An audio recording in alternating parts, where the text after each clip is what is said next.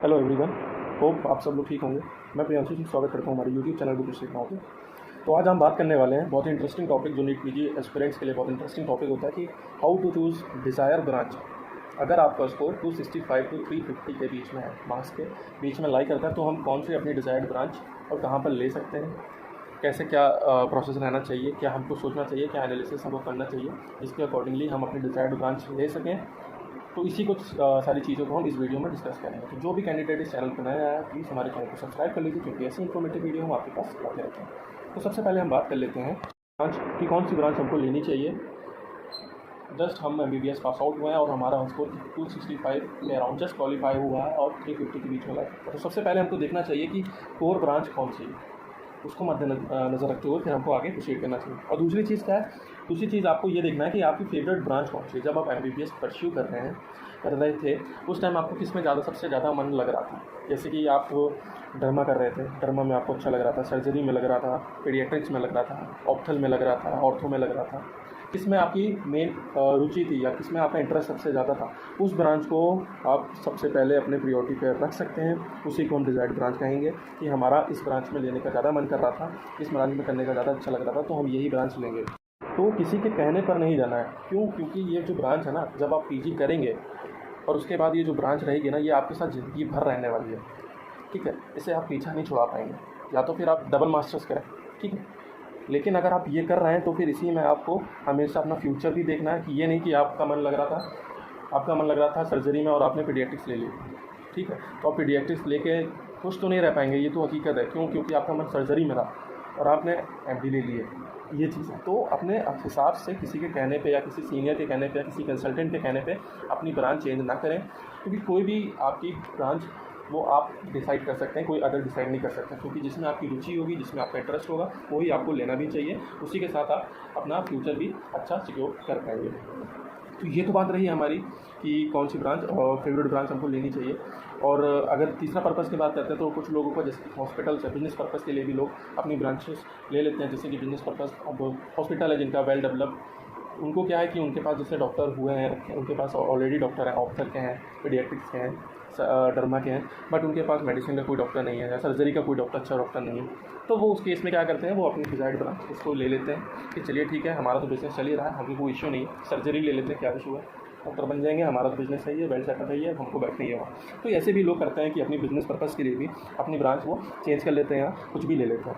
चौथा क्या है कि कुछ लोग सोचते हैं कि ज़्यादा देखिए हार्ड वर्क हमको नहीं चाहिए, हमको सीधा जीवन बिताना है विदाउट एनी टेंशन।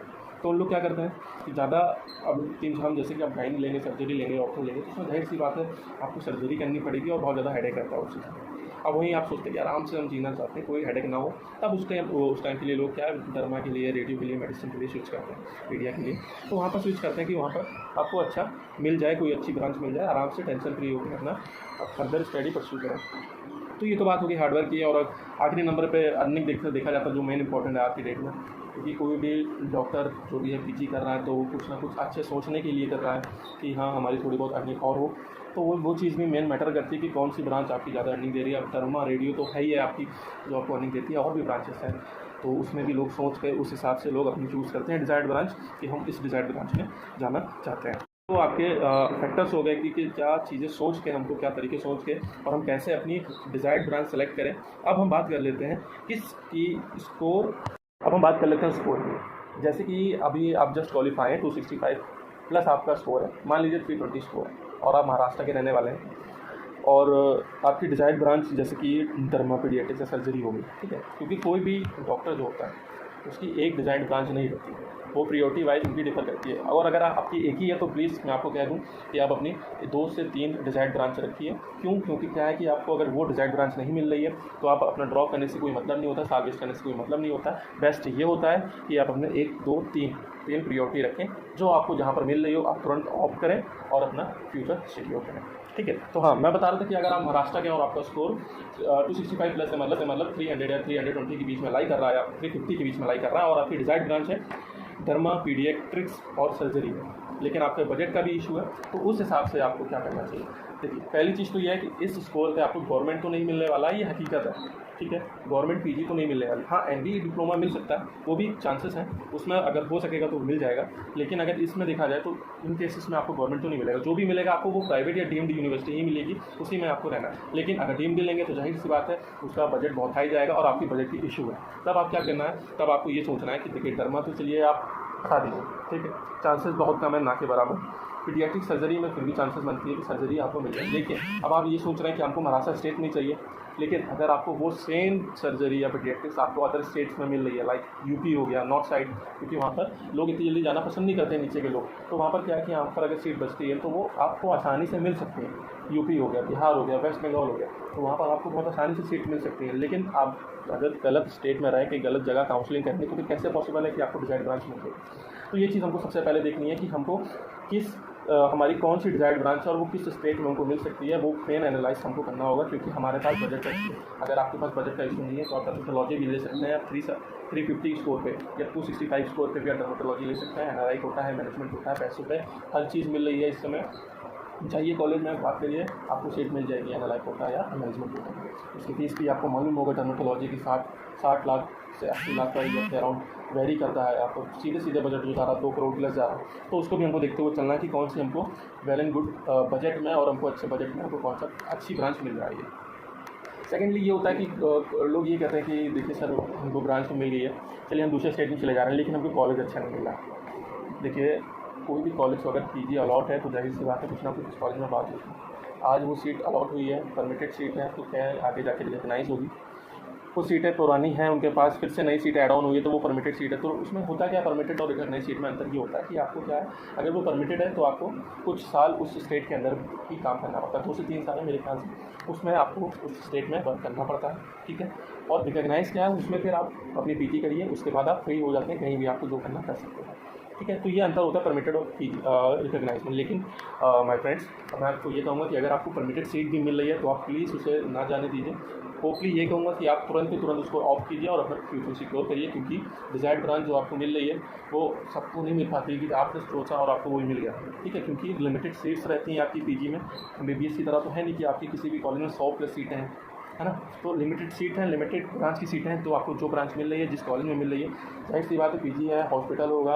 अगर उसमें ये भी देखना है कि एवरेज अगर आपका पेशेंट फ्लो है तो जाहिर सी बात है आप तुरंत ऑफ कीजिए, चाहे वो नया कॉलेज हो या पुराना कॉलेज में नई सीट आई हो परमिटेड, तब भी आप ले सकते हैं। नए कॉलेज में क्या है कि आपको वर्कलोड ज़्यादा मिलेगा, क्योंकि आपके ऊपर कोई सीनियर नहीं रहेगा, तो जो कुछ रहेगा आपको ज़्यादा सीखने को मिलेगा। जो सीखने को मिलेगा तो जाहिर सी बात है आपका एक्सपीरियंस ज़्यादा मैटर करेगा और ज़्यादा सीख पाएंगे, तो आपको फ्यूचर में ज़्यादा कोई इशू नहीं आएगा। तो ये चीज़ है कि जहाँ पर भी आपको जो ब्रांच मिल रही हो आप तुरंत ऑफ कीजिए, लेकिन अपने बजट के हिसाब से देखिए, अपने स्टेट के हिसाब से देखिए कि किस स्टेट में हमको कौन सा सीट मिल सकती है, क्या उसका कट ऑफ जाता है, क्या वो वेरी करता है, क्या नहीं करता है। ये सब चीज़ें आपको एनालाइज करनी पड़ेगी, उसके बाद ही आप अपनी डिजायर्ड ब्रांच ले पाएंगे।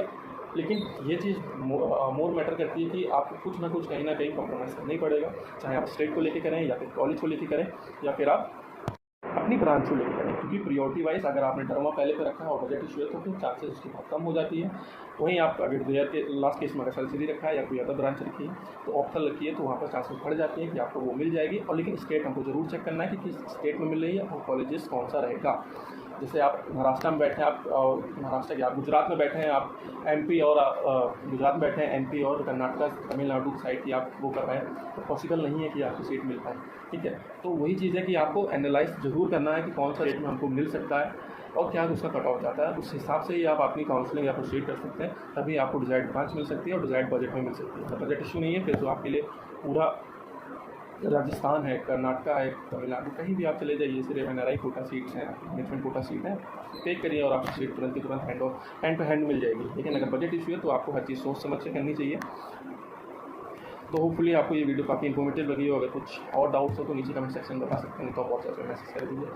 जितनी जल्दी हो पाएगा हमारी पेड काउंसलिंग लीजिए और आपको हर चीज़ें आपको आपके बजट के हिसाब से कह लीजिए या फिर आपके स्टेट के हिसाब से जो भी अगर हमसे बन पाएगा, जो भी एनालाइज करते हैं, अगर आपके डिजायर्ड स्कोर पर अगर जो भी ब्रांच अवेलेबल होगी वो सब हम आपको बताएंगे। नीचे दिए गए हेल्पलाइन नंबर पर संपर्क कर सकते हैं, व्हाट्सएप कर सकते हैं, अपनी क्वारी रेज करिए, अवेल करिए हमारी पेड सर्विसेज, आपके लिए काफ़ी बेनिफिशियल होने वाली है। तो आज की इस वीडियो में इतना ही, बस अलविदा लेना चाहता हूँ।